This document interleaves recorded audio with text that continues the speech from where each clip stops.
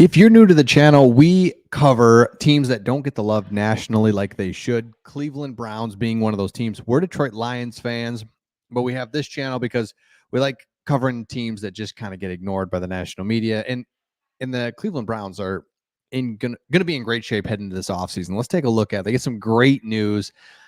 I guess every team did, but the Browns are going to benefit most from it. And that is this: the salary cap has boosted by $30 million. So every year the salary cap goes up, just kind of with inflation. Like, it just generally grows as media revenue grows, as these contracts continue to grow. So every team kind of accounts for that. And that's why they're kind of always pushing money down the line, because the cap goes up and you get more space. But the Browns, this was huge for them because we knew it was going to be a big boost, or a boost, but this was a really big one. So the salary cap is real. It just continues to go up at an exponential rate.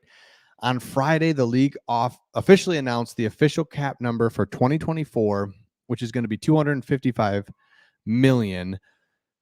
Last season, it was just $225. So what does this mean for the Browns? This is the biggest increase since the salary cap started in 94. Here's some of the reasons. There was some repayment of amounts advanced by clubs and deferred by the players during the COVID pandemic, and the media revenue has increased. So they were kind of expecting Cleveland was to be more than $20 million over the cap. So that was kind of what they were thinking. But that was even with the $30 million that they were planning on. Using the rule of 51, which I never knew existed, which means you only have to count your top 51 most expensive contracts against the cap during the off season.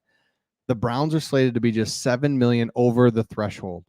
So remember, they were going to be $50 million. They had a contract with Deshaun Watson that's just like, golly, what do you do with this, right? How do you restructure that? It's fully guaranteed. It's going to count a lot against the cap.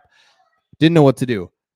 50 million down to 30 million, all the way down to 7 million. So again, you restructure a couple deals.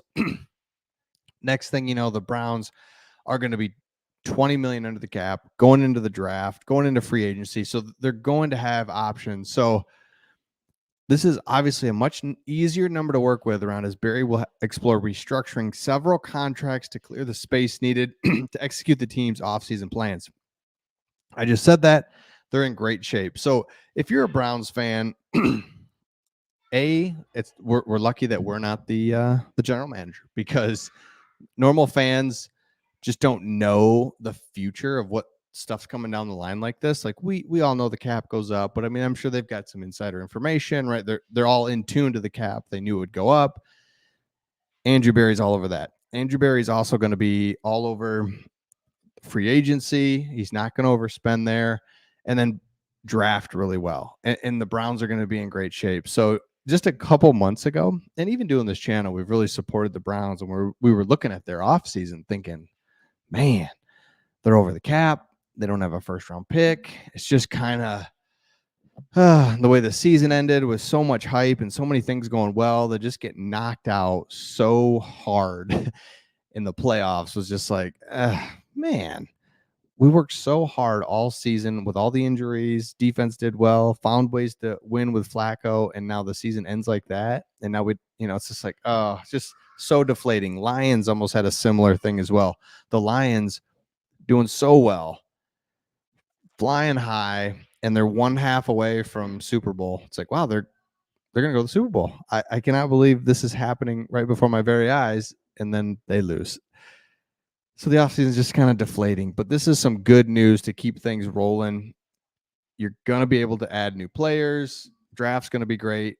Confident in what the Browns are doing. So again, if you're new to the channel, the Browns, the Houston Texans, these are teams that we cover on this channel because they just kind of get ignored by the national media.